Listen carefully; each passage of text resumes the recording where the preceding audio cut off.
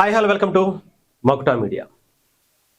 ఆంధ్రప్రదేశ్ కొత్త ముఖ్యమంత్రిగా ఉగాది రోజున నారా లోకేష్ గారు ప్రమాణ స్వీకారం చేయబోతున్నారు. ఇదే మీడియాలో సోషల్ మీడియాలో ఫుల్ వైరల్ అవుతుంది. ఇది నిజమేనా అంటే ఎస్.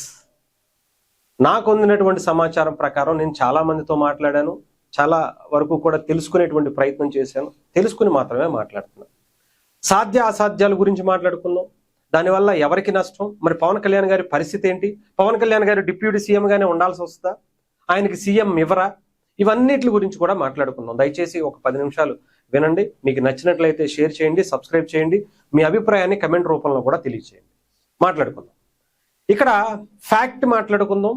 ముఖ్యంగా మనం ప్రజల్లో ఉండేటువంటిది, అందరూ అనుకునేటువంటిది, వాటి గురించి మాట్లాడుకుందాం. ఇక్కడ నారా లోకేష్ గారు చంద్రబాబు నాయుడు గారి కొడుకు, ఆంధ్రప్రదేశ్ విద్యాశాఖ మంత్రిగా ఉన్నారు, ఎమ్మెల్యేగా మంగళగిరికి ఉన్నారు, నందమూరి తారక రామారావు గారికి మనవడు, బాలకృష్ణ గారికి అల్లుడు. ఆయన పనితీరు, ఆయన పరిపాలన చూస్తే చాలా అద్భుతంగా ఉంది, చాలా అద్భుతంగా ఉంది. గతానికన్నా కూడా, అంటే 2014 నుంచి 19 వరకు ఆయన చేసినటువంటి పరిపాలన కన్నా ఇప్పుడు చాలా మ్యాసివ్ చేంజెస్, చాలా ఇంపాక్ట్ కనిపించేటువంటి పనులు కూడా ఆయన చేస్తున్నారు. అందరినీ కలుపుకునేటువంటి విధానం, ఇవన్నీ కూడా.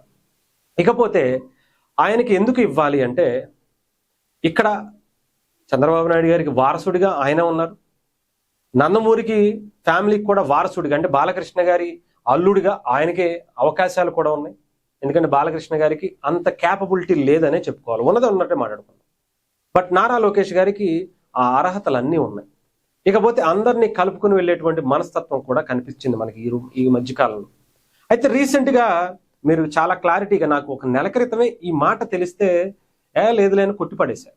ఎందుకంటే కూటమి ప్రభుత్వం 15 సంవత్సరాల పాటు చంద్రబాబు నాయుడు గారు సీఎం అని పవన్ కళ్యాణ్ గారు పదే చెప్తున్నారు. కూటమి కూడా దానికి అంగీకరిస్తూ చాలా మంది ఇప్పుడు ఆస్ట్రేలియా వెళ్ళినా, అమెరికా వెళ్ళినా, అనకాపల్లి వెళ్ళినా 15 సంవత్సరాలు మేము కలిసే ఉంటామని వాళ్ళు కూడా చెప్తున్నారు. సో చంద్రబాబు నాయుడు గారు ఆయన ఎక్స్పీరియన్స్ కూడా ఆంధ్రప్రదేశ్కి అవసరం అని అందరం కూడా నమ్ముకున్నాం. కాబట్టి అదే ఉద్దేశంతో అన్నాను. ఈ మధ్యలో మళ్ళీ అటు వైఎస్ఆర్సీపీకి అవకాశం కూడా ఇచ్చినట్టు అవుతుంది, దీని గురించి ఆలోచనే లేదు, వాళ్ళు అలా చేయరు అనేటువంటి భావనలో ఉన్నా. కాకపోతే ఇక్కడ ఇప్పుడు కాకపోతే ఇంకెప్పుడు, ఇది సినిమా డైలాగ్ అనుకోవచ్చు, నేను క్లారిటీగానే చెప్తున్నా. ఇప్పుడు కాకపోతే ఇంకెప్పుడు, ఇది టీడీపీ నినాదం.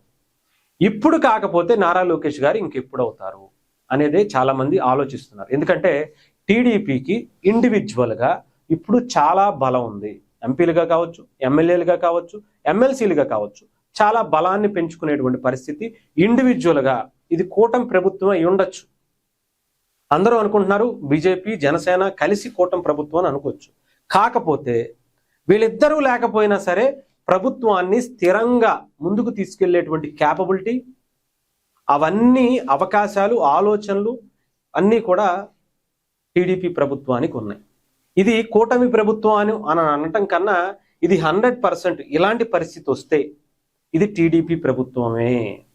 భాగం మాత్రమే పంచుకున్నారే తప్ప బీజేపీ కానీ జనసేన కానీ ఇది జనసేన ప్రభుత్వం కాదు, ఇది బీజేపీ ప్రభుత్వం కాదు, ఇది టీడీపీ ప్రభుత్వం మాత్రమే అనేది మనం ప్రాక్టికల్గా ఆలోచిస్తే అర్థమవుతుంది. ఎందుకంటే ఇప్పుడు మాట్లాడుకుందాం. అదేంటి, మరి పవన్ కళ్యాణ్ గారు అంత కష్టపడి ఆయన అందరినీ దగ్గర తీసుకొచ్చి ప్రజలందరినీ నమ్మించి ఇలా ఓట్లు వేశారు కదా, వాళ్ళ కష్టాల్లో చంద్రబాబు నాయుడు గారు జైలుకి వెళ్ళినప్పుడు కూడా ఆయన అండగా నిలబడి తీసుకొచ్చారు కదా, ఆ కృతజ్ఞత కూడా వాళ్ళు కూడా చూపించారు కదా, అవన్నీ ఏమీ లేదా అంటే ఉంటాయండి. ఉంటే పవన్ కళ్యాణ్ గారిని సీఎం చేసేయాలా? ఉంటే ఏంటి, కృతజ్ఞత ఉంటుంది, డిప్యూటీ సీఎం చేశారు, కృతజ్ఞత ఉంది కాబట్టి ఆయన శాఖలకు మంత్రిగా చేశారు, ఉంది కాబట్టి పదే ఆయన గురించి మాట్లాడుతూ అసెంబ్లీలో, ఈ రోజు కూడా చూడొచ్చు మీరు, అసెంబ్లీలో చంద్రబాబు నాయుడు గారు ఆయన పొగుడుతారు, అనేక మంది ఎమ్మెల్యేలు ఆయన దగ్గర పొగుడుతున్నారు, అనేక మంది మంత్రులు ఆయన పొగుడుతున్నారు, నారా లోకేష్ గారు పొగుడుతున్నారు, బయట ఇంట అన్ని చోట్ల పొగుడుతారు అంతే. ఆయనకి ఇచ్చినటువంటి విలువ అది. అంతేగాని సీఎం చేసేస్తారా ఏంటి? ఇప్పుడు నార్మల్గా మాట్లాడుకుందాం, ప్రాక్టికల్గా మాట్లాడుకుందాం. జనసేన వాళ్ళకి నచ్చకపోవచ్చు, కొంతమందికి వేరే వాళ్ళకి కూడా నచ్చకపోవచ్చు, కానీ ప్రాక్టికల్గా మాట్లాడుకోవాలిగా మనం. నార్మల్గా ఇప్పుడు టీడీపీకి సంబంధించి ప్రాక్టికల్గా మాట్లాడుకుందాం. టీడీపీ అనేటువంటి పార్టీ వాళ్ళు ఎప్పటి నుంచో దాదాపు కొన్ని దశాబ్దాలుగా చాలా బలంగా నిర్మించుకున్నటువంటి పార్టీ. అలాంటి పార్టీని వాళ్ళకి సంబంధించి చంద్రబాబు నాయుడు గారి లెగసీ, నందమూరి తారక రామారావు గారి లెగసీ కలగలిపినటువంటి ఒక ఇద్దరి తాలూకా వచ్చినటువంటి నారా లోకేష్ గారు ప్రతినిధిగా, మంత్రిగా మంచి పరిపాలన అందిస్తున్నటువంటి ఆయనని ముందు తీసుకెళ్లాలనుకుంటారా, లేదంటే ఏదో చెయ్యి అందించారనో ఇంకొకటి అందించారనో పవన్ కళ్యాణ్ గారిని తీసుకెళ్లేటువంటి అవకాశం ఉంటుందా? ఎందుకు అనేది ఆలోచించుకోండి. ఎందుకు చెయ్యాలి అనేది కూడా ఆలోచించుకోండి. సరే, ఇక్కడ కూడా అది కూడా పక్కన పెడదాం. ఇక్కడ ప్రాక్టికల్గా మాట్లాడుకుంటే పవన్ కళ్యాణ్ గారు నేను ఈ ప్రభుత్వంలో ఉండను అని అంటే ఏమన్నా నష్టం అవుతుందా టీడీపీకి? సరే, బీజేపీకి అలా అనేటువంటి పరిస్థితి కూడా లేదు. ఎందుకంటే బీజేపీకి సంబంధించి వాళ్ళు సెంట్రల్ గవర్నమెంట్లో నిలబడడానికి ఇక్కడ టీడీపీ ఎంపీలు అవసరం. ఓకేనా? మరి అది వదులుకుంటుందా? ఆలోచించుకోవాలి ప్రాక్టికల్గా. లేదు, బీజేపీ ఎమ్మెల్యేలు కూడా మేము కూడా బయటకు వచ్చేస్తామంటే అయితే ఏమన్నా నష్టమా? ఏమన్నా పోద్దా టీడీపీకి? ఏమీ లేదు, ఏమీ అవ్వదు. హ్యాపీగా ఇంకొక 3 ఏళ్ళు, ఇప్పుడు 2 ఏళ్ళు దగ్గర వస్తుంది, ఇంకొక 3 ఏళ్ళు ఎవరి సపోర్టు లేకుండా ఇండివిజువల్గా హ్యాపీగా పరిపాలన అందించుకునేటువంటి పరిస్థితి ఉంది. ఇప్పుడు దగ్గర 130 మంది ఉన్నారు టీడీపీ ఎమ్మెల్యేలు. వీళ్ళందరూ యునానిమస్గా ఎవరికి మీ ఓటు అంటే ఏం చెప్తారు? పవన్ కళ్యాణ్ గారికి చెప్తారా, లేదంటే ఇంకొక బీజేపీ నాయకుడికి చెప్తారా? నారా లోకేష్ గారిని ముగ్గురిని పెట్టి చెప్తే ఎవరికి వేస్తారు ఓటు? మెజారిటీ ఓట్లు జనసేన కలిసే ఉంది, బీజేపీ కూడా కలిసే ఉంది. ముగ్గురు కలిపి 3 పార్టీలకు సంబంధించిన 164 మంది ఎమ్మెల్యేలు ఉన్నారు. వీళ్ళందరూ కలిపి ఎవరికి ఓటేస్తారు? ఎక్కువ ఓట్లు ఎవరికి వస్తాయి? ప్రాక్టికల్గా మాట్లాడుకుందాం, చెప్పండి. అయిపోయిందిగా, 130 మంది ఉన్నారు, వన్ సైడ్గా పడిపోయింది. ఇంకేమవుద్ది? అయిపోయింది అక్కడికి. సరే, ఇక్కడ కూడా మా పక్కన పెడదాం. 2029కి వచ్చేటప్పటికి పెట్టుకోవచ్చు కదా చంద్రబాబు నాయుడు గారిని, ఇప్పుడు ఎందుకు ఆయన చేస్తున్నారు కదా, ఆంధ్రప్రదేశ్ ఎక్స్పీరియన్స్ కదా ఇవన్నీ అంటే ఓకే, ఆయన వెనకాల బ్యాక్గ్రౌండ్ ఉంటారు, ఆయన అలాగో సపోర్ట్ ఉంటారు. నా చంద్రబాబు నాయుడు గారు ఉన్నా, లేదంటే లోకేష్ గారు ఉన్నా, ఇంకొకళ్ళు ఉన్నా కానీ అక్కడ ఆయన బ్యాక్ అండ్ సపోర్ట్ ఇస్తారు. ఆయన ఆలోచనలు, ఆయన ఎక్స్పీరియన్స్ అంతా కూడా ఉపయోగపడతాయి ఆంధ్రప్రదేశ్ ప్రభుత్వానికి.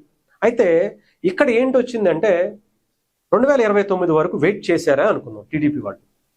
అటు పవన్ కళ్యాణ్ గారి గురించో, వైఎస్ఆర్సీపీ గురించో, వీళ్ళందరినీ ఎందుకు ఇబ్బంది పెడతాంలే అని, మనకి ఛాన్స్ తీసుకోవడం ఎందుకులే అనుకుందాం. 2029లో జనసేన బలం పెంచుకోవడానికి 21 సీట్లు ఇప్పుడు అయితే ఉన్నాయి, దానికి డబల్ అయితే చేసుకోవాలిగా, కనీసం ఒక 50 నుంచి 70 సీట్లు అయితే కావాలిగా. సరే, బీజేపీ ఉంది, ఇప్పుడు ఒక 5 నుంచి 10 సీట్లు, 8 సీట్లు ఏమో గెలుచుకుంది, అది కూడా డబల్ త్రిపుల్ అయినా చేసుకోవాలిగా. అంటే ఎవరికి కోత పడుతుంది ఇక్కడ? టీడీపీకి పడుతుంది. టీడీపీకి సంబంధించి ఉన్నటువంటి ఎమ్మెల్యేలు 130 నుంచి ఇంకా తగ్గిపోతారు. అప్పుడు మెజారిటీ ఎవరవుతుంది? బీజేపీది, వీళ్ళది 50-50 అవుతుంది. వైఎస్ఆర్సీపీ ఎంత లేదన్నా సరే, ఇప్పుడు 11 వచ్చినాయి, ఎంత లేదన్నా సరే ఆ 11 వస్తాయని అనుకుందాం పోనీ, లేదా 1-2 పెరిగినా 1-2 తగ్గినా, ఇక్కడ తగ్గేది నష్టపోయేది మాత్రం టీడీపీని. మరి అలాంటప్పుడు సీఎంగా అప్పుడు చేసేటువంటి పరిస్థితులు వస్తాయా? ఎలా ఉంటుందో తెలియదు. అప్పుడు ఎవరేంటో ఏం అర్థం కాదు. రెడ్డి ఎవరో, రాజు ఎవరో, ఇంకొకళ్ళు ఎవరో మనం ఆలోచించుకోవాల్సినటువంటి పరిస్థితి వస్తుంది.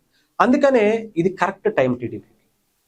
ఆయన పరిపాలనని, ఆయన సీఎం అభ్యర్థత్వాన్ని ఇప్పుడే అందరూ బయట పెడతారు. అది వాళ్ళకి, అది డెఫినెట్గా వాళ్ళ హక్కు. అది ఇప్పుడు కాకపోతే ఇంకెప్పుడు అనేది ఇదే నినాదం. తర్వాత ఎలా ఉంటుందో తెలీదు, అది ఇప్పుడే అవకాశం ఉంది. తర్వాత మళ్ళీ అవకాశం వచ్చినా చేసుకునేటువంటి పరిస్థితులు ఉంటాయో లేదో కూడా తెలియదు. ఇదే కరెక్ట్ టైం. నారా లోకేష్ గారు కూడా ఆయన ఇప్పటికే మీరు చూస్తుంటే ఒక్కొక్క పార్లమెంటుకి సంబంధించి సకుటుంబ సమేతంగా అందరితో కూడా ఆయన ఇండివిజువల్గా పార్లమెంట్ వైజ్గా ఎమ్మెల్యేలతో, మిగతా నాయకులతో చాలా ఇంటర్నల్గా మాట్లాడుతూ వాళ్ళందరితో కలిసి మెలిసి భోజనం చేసి మంచిగా కాసేపు స్పెండ్ చేసి పంపిస్తున్నది అనేది జరుగుతుంది. అటు కేంద్ర ప్రభుత్వ పెద్దలతో కావచ్చు, రాష్ట్రానికి సంబంధించినటువంటి మిగతా 2 పార్టీలతో సంబంధించినటువంటి వ్యక్తిగా కావచ్చు, అందరినీ కలుపుకుని వెళ్ళేటువంటి పరిస్థితులు ఎందుకు కనిపిస్తున్నాయి అనేది కూడా ఆలోచించుకోవాలి. నేను గతంలో కూడా అప్పుడంటే పెద్దగా లెక్క చేయలేదు, కాబట్టి ఇప్పుడు ఉన్నటువంటి పరిస్థితులు చూస్తుంటే టీడీపీకి సంబంధించి కోర్ ఛానల్స్ కూడా బయటకు వచ్చి ఇదే మాట చెప్తున్నాయి, ఉగాదికి ఆయన సీఎంగా ప్రమాణ స్వీకారం చేస్తారు అని. మీరు ఆలోచించుకోండి, చెయ్యాలా లేదా? ఇక్కడ పవన్ కళ్యాణ్ గారు ఎంత హెల్ప్ చేసినా సరే, ఏదన్నా ఉంటే జనసేన వాళ్ళు లేదంటే ఇంకొకళ్ళు పవన్ కళ్యాణ్ గారికో లేదంటే ఆ జనసేన పార్టీకి సంబంధించిన వాళ్ళు ఆ స్థాయికి వస్తే అప్పుడు అడగాలి. అంతేగాని ఇప్పుడు అడగటానికి వాళ్ళకి ఏం అర్హత లేదు, ఇంకొకటి లేదు. ఇక్కడ అదేంటి ఆయన చేయందిచ్చారు, కష్టాల్లో నిలబడినంత మాత్రాన సీఎం చేసేయాలనేటువంటి ఆలోచన ఉండదు.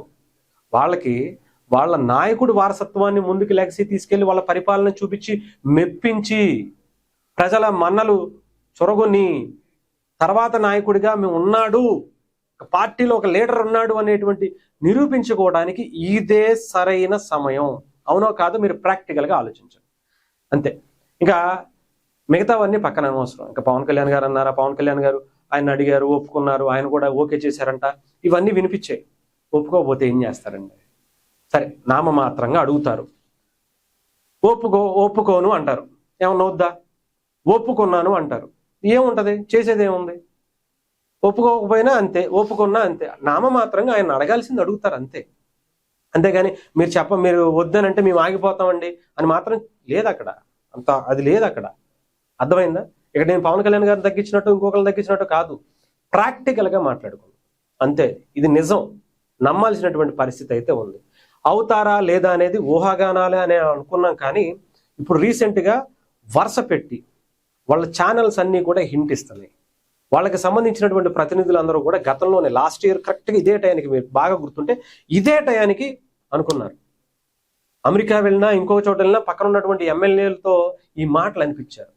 ఇప్పుడు మీడియాతో అనిపిస్తున్నారు. ఒక పక్క వైఎస్ఆర్సీపీ కాసుకుని కూర్చుంది, వీళ్ళు ఎప్పుడు విడిపోతారా, ఏం చేస్తారా అని. అయితే ఇక్కడ వాళ్ళ నమ్మకం ఏంటంటే నారా లోకేష్ గారు మంచి పరిపాలన గనక చూపిస్తే, మంచి మార్క్ గనక చూపిస్తే ఎంతమంది వచ్చినా సరే మనం నిలబడిపోతాం అనేటువంటి ఒక గుడ్డి ధైర్యం కూడా ఉంది. బట్ అది ఇబ్బందా ఇంకొకటి అనేది తర్వాత చూడాలి. డెఫినెట్గా వైఎస్ఆర్సీపీకి ఇది ఒక అవకాశంగానే ఉంటుంది. ఏమో పవన్ కళ్యాణ్ గారు కూడా నేను ఎక్స్పీరియన్స్ పర్సన్, ఆయన ఇది ఉంది కదా, అనుభవం ఉంది కదా, అందుకోసం వచ్చాను అని చెప్పి తర్వాత వెళ్ళిపోవచ్చేమో. అంటే 1 సంవత్సరం తర్వాత, ఒక 6 నెలల తర్వాత బయటికి రావచ్చేమో. కానీ ప్రజెంట్ అయితే మాత్రం నారా లోకేష్ గారు అలా వదులుకునే పరిస్థితుల్లో కూడా లేరు పవన్ కళ్యాణ్ గారు. మరి ఉంటాయి, అన్నీ ఉంటాయి. వాళ్ళకి ఉండేటువంటి ఎత్తుగడలు ఉంటాయి, వాళ్ళకు ఉండేటువంటి వాళ్ళ నాయకత్వాన్ని నిరూపించుకుని వాళ్ళ లెగసీని ముందుకు తీసుకెళ్లేటువంటి, వారసుని తీసుకెళ్లేటువంటి ఆలోచన కూడా ఇప్పుడే చేయాలి. అన్నీ ఇప్పుడే చేయాలి. అంతేగాని తర్వాత చేస్తానంటే కుదరదు కదా. అది ఏదైనా సరే ఈ 3 ఏళ్లలోనే డెఫినెట్గా ఏదో ఒకటి జరిగేటువంటి పరిస్థితులు అయితే ఉన్నాయి. అది ఇప్పుడు కాబట్టి రేపు కాబట్టి ఎల్లుండి, ఎప్పటికైనా సరే ఇది కరెక్ట్ టైం కాబట్టి డెఫినెట్గా దాని మీద చర్చ జరుగుతున్నట్టుగా తెలుస్తుంది. ఇప్పుడు బీహార్కి సంబంధించి నితీష్ కుమార్ గారిని ఎలాగైతే రాజీనామా చేయించి ఇప్పుడు రాజ్యసభకు పంపించేటువంటి ఆలోచన చేస్తారో, అక్కడ కూడా నెక్స్ట్ జనరేషన్కి ఎలాగైతే అవకాశం ఉంటుందో తీసుకెళ్లాలనేటువంటి ప్రతిపాదనలు ఉన్నాయి. అలాగే ఆంధ్రప్రదేశ్లో కూడా నెక్స్ట్ జనరేషన్ని ఆ పార్టీకి సంబంధించి 40 ఏళ్ల ప్రస్తావన ఉంది కాబట్టి వాళ్ళు కూడా ముందుకు తీసుకెళ్లాలనేటువంటి ఆలోచనలు అయితే ఉన్నట్టుగా అయితే అనిపిస్తుంది. మీ అభిప్రాయాన్ని కూడా ఇది కరెక్టా కాదా అనేది మీరు ప్రాక్టికల్గా 1-2 సార్లు ఆలోచించుకుని మీ అభిప్రాయాన్ని కమెంట్ రూపంలో తెలియజేయండి.